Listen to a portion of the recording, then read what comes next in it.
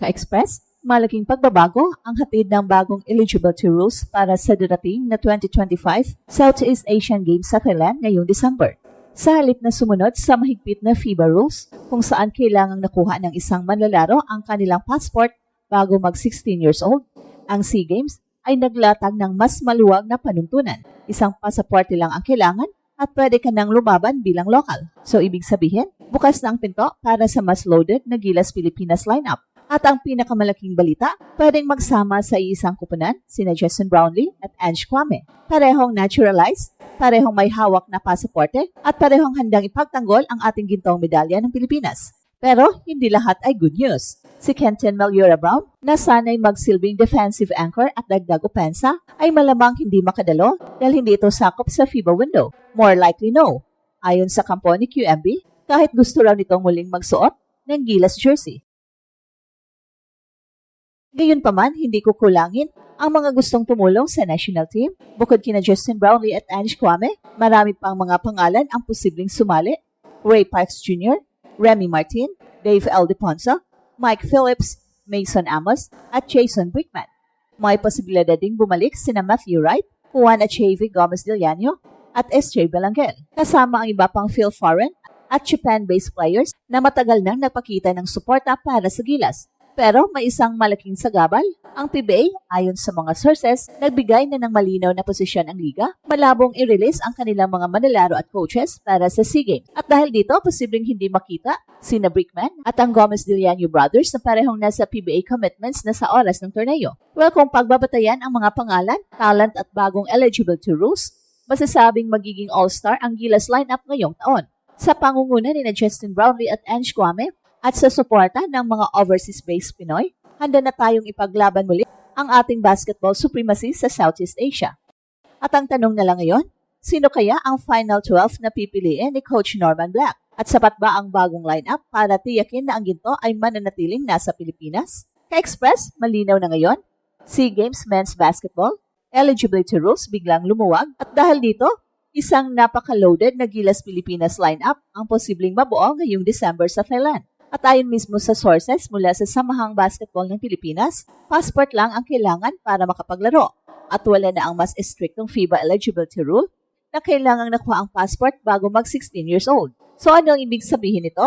Simple lang, mas maraming foreign talents ang pwedeng maglaro bilang locals at hindi na kailangan ng mahabang proseso ng clearance o eligibility fights. Ang pinakamalaking panalo rito, Justin Brownlee at Ange Kwame ay pwedeng magsama sa isang lineup. Pareho silang may hawak na Philippine passport, kaya pasado sila kahit naturalized sa FIBA standards. So isipin mo ang kombinasyon na ito, JB na tested clutch scorer at Ange Kwame na rim protector, parang dalawang import ang ipapasok ng Gilas sa SEA Games, pero sa rules ng Thailand, parehong local silang bibilangin. At ayon sa insiders, ito raw ang game changer para sa SEA Games goal defense. Pero hindi lahat ng balita ay maganda.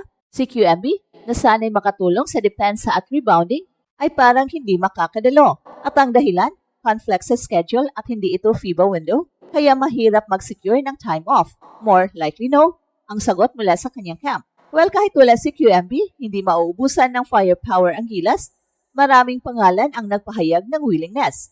Ray Parks, Remy Martin, Dave Aldeponso, Mike Phillips, Mason Amos, Jason Brickman, at dagdag pa may posibilidad din kina Matthew Wright, Juan Achave Gomez Diliano at SJ Belangel. Bagamat baka mawala ng availability ang ilan kapag natapat sa PBA schedule. Sa kasalukuyan, nakaset na si Norman Black bilang head coach ng kampanya. Sa ganitong favorabling eligibility rules, hawak ng Gilas ang pinakamalakas na lineup na posibleng maipadala mula ng simulan ang Golden Run sa SEA Games. At ang tanong, sapat ba ito para ipagtanggol muli ang gold at ipakita na walang makakaagaw sa trono ng Pilipinas sa Southeast Asia? Ang balitang ito ay parang jackpot para sa Pilipinas kung dati ay limitado ang ating pagpipilian dahil sa mas mahigpit na FIBA rules, ngayon ay literal na parang open bar ang lineup options natin. Sa bagong sistema, sapat na ang pagkakaroon ng Philippine passport para makapaglaro. Hindi kailangan ng age 16 cutoff na matagal ng hadlang sa maraming foreign talents.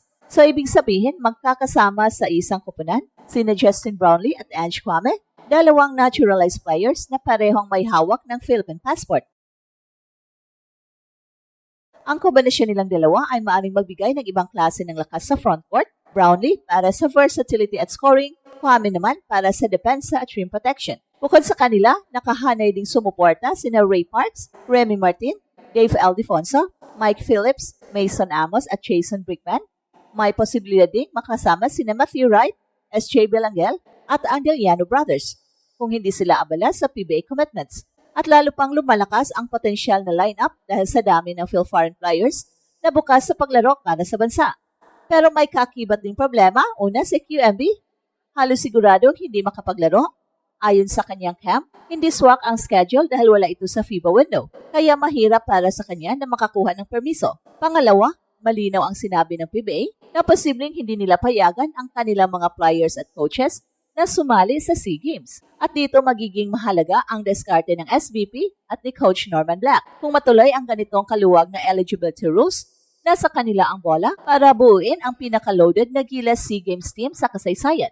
At kung titingnan natin ang bagong eligibility rule, hindi lang ito simpleng dagdag ng manlalaro. Ito ay game changer para sa Pilipinas. Sa unang pagkakataon, posible nang makita sina Justin Brownlee at Ange Kwame na magkasama sa isang official na torneo na walang komplikasyon sa eligibility. Sa SEA Games, kung saan mas mababa ang level of play kumpara sa FIBA Asia Cup o World Cup, maaring dominahin ng dalawang ito ang buong torneo. Si Brownlee ay kilala bilang ultimate glue guy kapag pumuntos mula sa perimeter, makapaglaro bilang stretch four at magbigay ng leadership sa clutch moments. Samantala si Kwame naman ay traditional na rim protector na may kakayahang umangat sa rebound battle at magpatigas ng depensa sa shaded lane. At kapag pinagsama mo ang dalawa, nagiging balanse ang frontcourt, offense kay Brownlee, defense kay Kwame. At para kay Coach Norman Black, ito ang pagkakataon para magpakita ng isang sistema na hindi nakadepende lang sa isolation plays.